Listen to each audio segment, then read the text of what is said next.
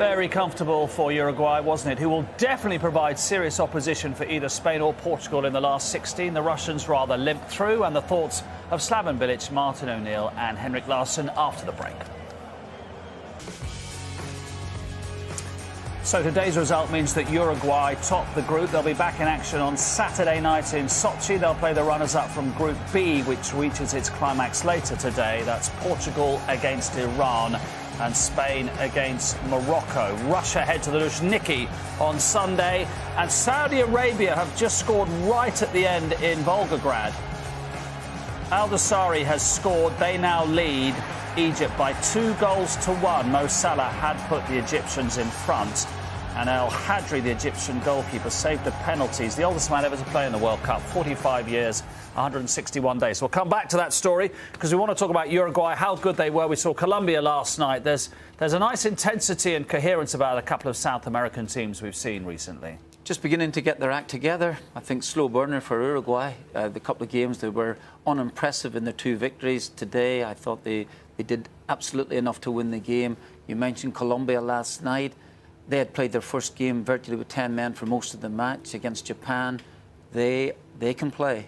Colombia can play. And we saw an intensity, didn't we, which is demonstrated in the opening goal, the way that Uruguay want to win the ball back, the pace they have, the ability to switch to counter-attack so quickly. Slaven mentioned that really at the top of the programme how they play as a club side. I totally agree with that. They're obstinate, they're stubborn, you know, they're obdurate, they're everything of those things, but they're good, and they've got two centre forwards who can actually score goals, so they'll always give themselves a chance. This is the goal from the free kick. And the second goal, they get a bit of luck. And the second goal, absolutely. Laxalt has a shot that's going miles wide if it even reaches the byline, and gets a big deflection, and that just about killed Russia off. I know they had a sending off just after that as well too, you know, with Smolnikov getting sent off the pitch. But overall, they were second best all afternoon to Uruguay. Now, whether it's Spain or Portugal, it's Portugal at the moment, although our friend, the fewer yellow cards issue is separating the teams. Whoever it is, Uruguay are going to be serious opposition, aren't they? Yeah, whoever they're going to play is going to have to watch out, because this is a good team. They started off slow, as Martin said, but now you see a little bit. Here was an important game in order to show that they were a good side. They delivered today, and if it's going to be Spain or Portugal, it's not going to be easy. Now, you would have recognised Cavani in the second half on the rare occasions you hadn't got a goal and you wanted one. You could see the visceral desperation to score, wasn't there? He tried a few times here. I think he's a little bit annoyed with himself that he didn't turn quicker. He is just looking for the space and doesn't pull the trigger in the right time. And now here's Suarez trying to set him up. Yeah, because Suarez knows how important it is to have Cavani on board in order to do something good for Uruguay in this World Cup. And he tried and he tried. And then in the end, a great leap from Godin, great header downwards, and he's there sniffing it out, so it's perfect. It's good for him and it's good for Uruguay. That's a lovely little touch with Oscar Tavares at the end. Yeah, and you see how much it means to him. When we were talking last night about the importance of Harry Kane's 5 goals, Cavani, 30 years old or whatever, top 5 definitely, brilliant striker. You could see if he didn't score, he would be, oh my God, why I didn't score, why me? Now, so it means to him. So can you imagine how much it means to Harry Kane? Now, you think that they play better, Uruguay, against better opposition? Definitely. They are a pragmatic team. They are like warriors, you know. It's very hard for a national team to play like a club. Mm-hmm.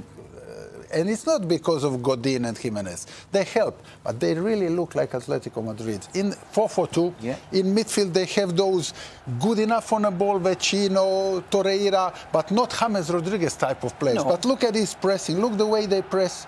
And this is so early on. Early in the game. Look at them. Absolute. Free there. And that is all with Suarez and Cavani up front, who can score against any team in the world. Look. They really they have that energy of a club team, especially Atletico. And maybe they've just managed to preserve a little bit of energy in the second half because they could just play in a lower gear against 10 men. Oh, they've gone 2-0 up. Russia down to 10 men as well too, and it was an absolute dawdle for them in the second half. Real dawdle. And they never... I think they caused their own problem once when I think Russia had a slight opportunity, but it was more to do with lethargy on the part of Uruguay. but they're ready for it. I absolutely agree with my old pal here. I was falling out with him at half-time. I didn't really mean to, because I actually quite like him. Yeah. And he's bigger than you. And he's much bigger than me. Much bigger than me. He's always winding me up every time. We want to talk about Al Hadri, brilliant, but Saudi Arabia have won by 2-1 against Egypt. So this is how the table looks. Uruguay go through as group winners, Russia second, Saudi Arabia third, and Egypt fourth. If you want to win some money and watch England in the autumn,